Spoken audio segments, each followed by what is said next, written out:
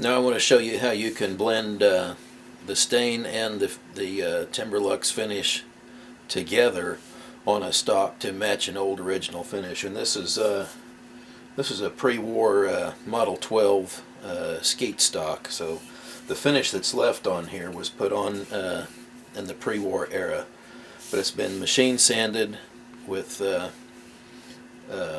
to remove the dents and scratches and the belt buckle issues that were on this side.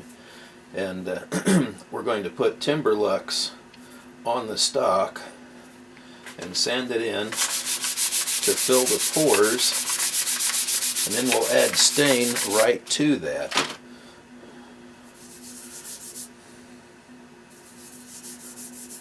To start the process of healing up old original finish in much larger areas, not just fixing the finish but also the dings in the wood.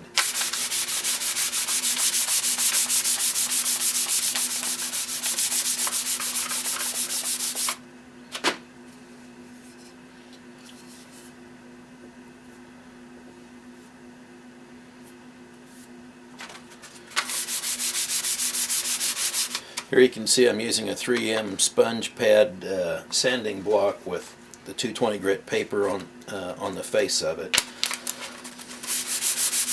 When you look at the old original production straight grain walnut, a lot of times you'll see the sanding marks basically stopped at 220 grit. They didn't sand them any finer. So if you want to fill the pores quickly and have the right sanding marks in the wood, start with 220 grit, and then as you proceed in the finishing process, if you need to sand the finish itself, or you think you want smaller sanding marks like in figured wood, use 320 or 400. But for the purpose to now on this, we're going to stick with 220 just because it accomplishes what we're looking for quickly, and it has the right look to it.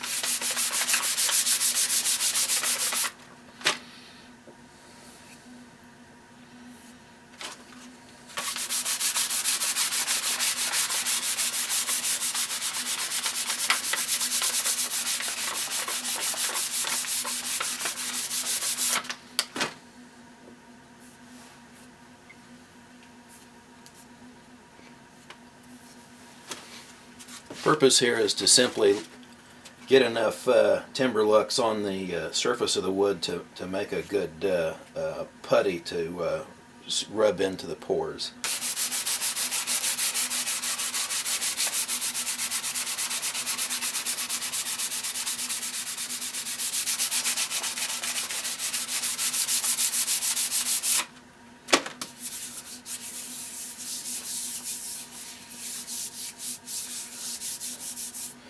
Now I want to add some of the Timberlux walnut stain, and you'll see how it darkens it up and blends the color right in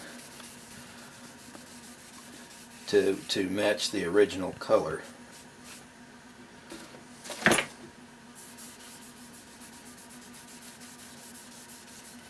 There you can see the stain line, how it changes as it goes across the surface of the wood, and darkens it, gives it a rich look.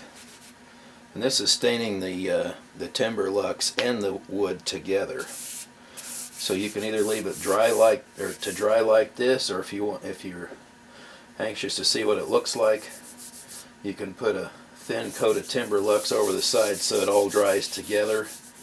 But you can see here that we have a very slight line right here where the finish is built up, the original finish, but we're already approaching the color that we're looking for, and the first two coats will look rather dull like this because it's soaking into the wood. But you can see all of the figure that's coming to life just from the fact that there is now light going down into it because Timberlux is taking light into the surface. And this is how you can patch large areas basically just like you would a small area, but in this instance we had to go through all of the finish to take the dings out of the wood, so we're blending a much larger area in with the front of the stock. Just another fun thing to do with Timberlux.